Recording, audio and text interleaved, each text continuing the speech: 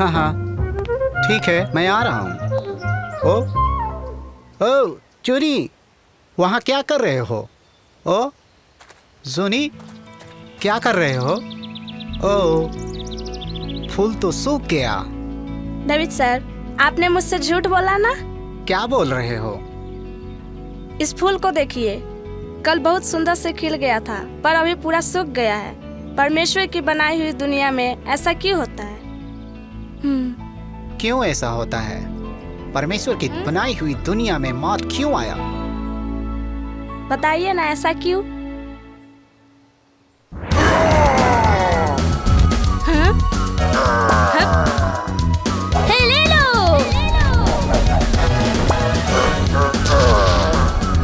बहुत आसान है। उसी को तूने ललकारा है। हे दुष्ट लड़का, इधर आओ, मैं तुमको सबक सिखाऊंगा।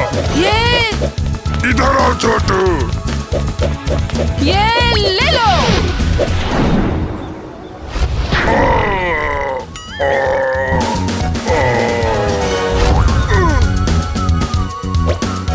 हे बच्चे। किंचमैन, ये लो।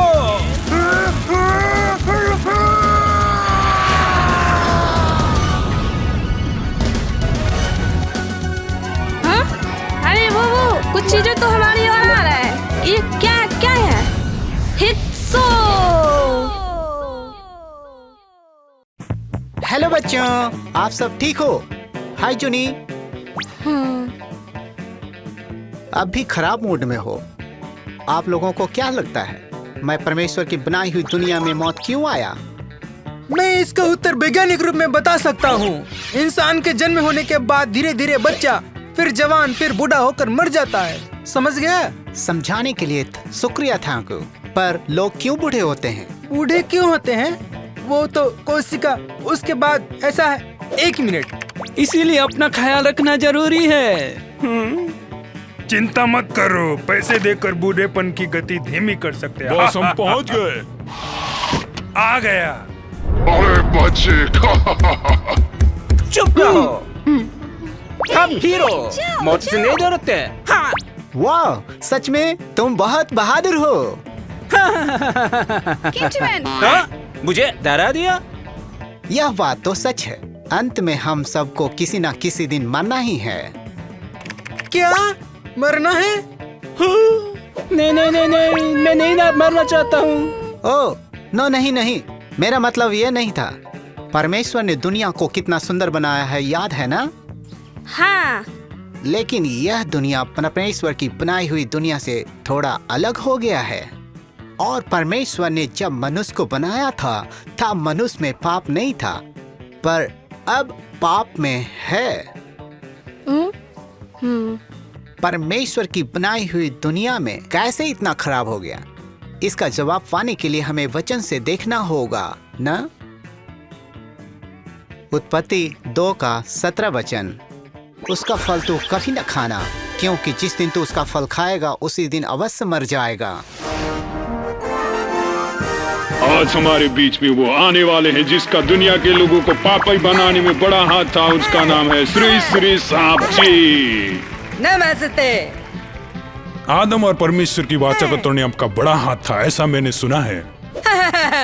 अरे वो कोई बड़ी बात नहीं, मैंने अकेला तो नहीं किया, बस हवा के पास जाकर उसे थोड़ी सलाह दी।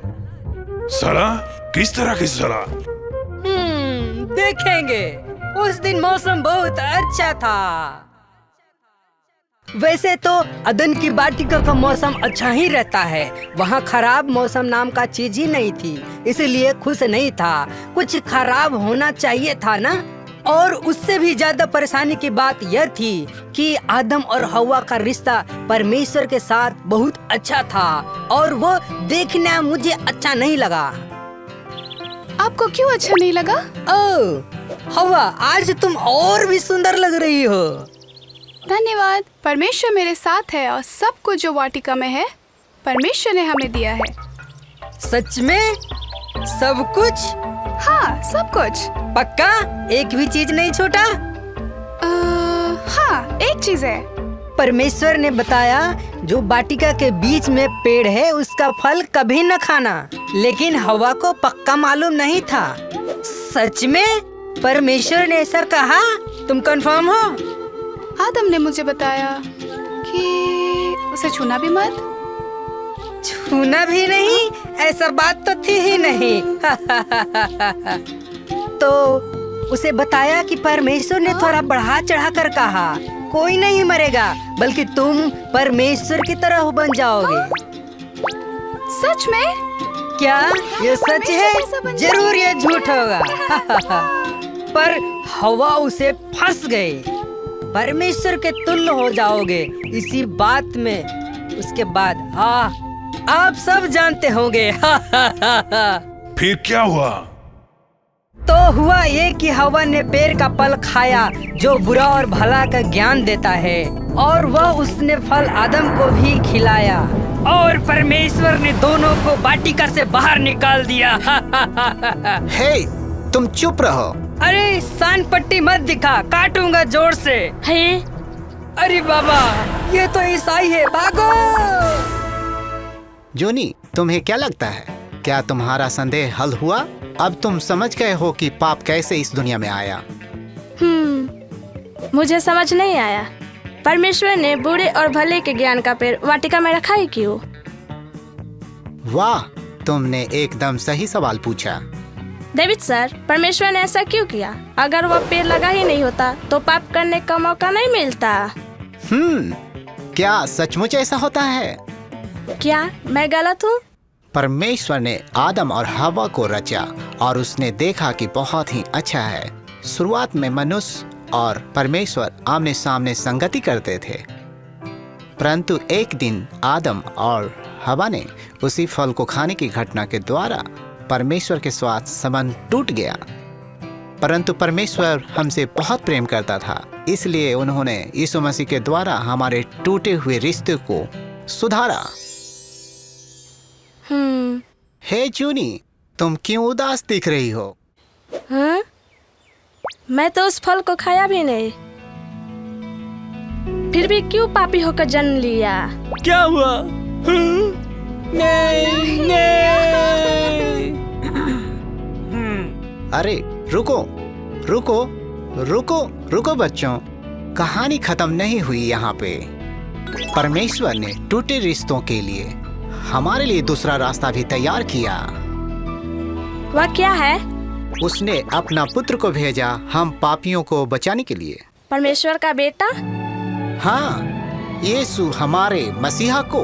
वाह! परमेश्वर ने मसीह को भेजकर हम पापियों को उद्धार किया, और हम सिर्फ यीशु मसीह ही के द्वारा उद्धार पा सकते हैं।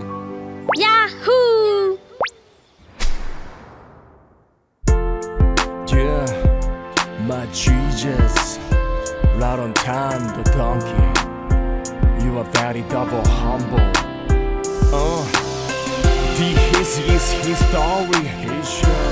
You gotta get to the Jerusalem. Hit him with a little ghetto gospel. दिन में गिर ही जाता हूँ, हाँ, बहुत थक गया हूँ। चाहे मैं कितनी भी कोशिश करूँ, फिर भी ना होता, थक गया हूँ। उसके प्रेम से मैं फिर खड़े होकर नया कपड़ा पहनता हूँ। उसका प्यार, oh my love, oh my love, oh my love। उसके प्रेम के कारण उसका प्यार, oh my love, oh my love, oh my love। उसके आनंद प्रेम के कारण।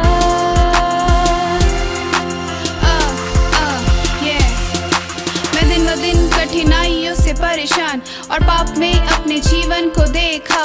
तोड़ने निकलने की कोशिश की है, पर फिर भी एक नाकाम पापी ही रहा। एकमात्र आशा यीशु अपने लहू से मेरे सारे पापों को क्रूस पर चढ़ाया। उद्धारकर्ता और एक ही मार्ग है यीशु, उसी उसी कृपा उसी प्यार से गले लगाया मुझे। यीशु मसीह उसके प्रेम का क्रूज गूंज रहा है मेरे मन में। अब मेरे पास आओ और एक बार फिर उठो, तुम फिर अंधेरे से उजाले में आओ। मैं जवाब देता हूँ, एक बार फिर खड़ा होता हूँ, तेरी आशा के मार्ग पर चलता हूँ। यीशु सब कुछ है, उसके मार्ग पर चलता हूँ, कोई डर नहीं, मैं अकेला नहीं हूँ।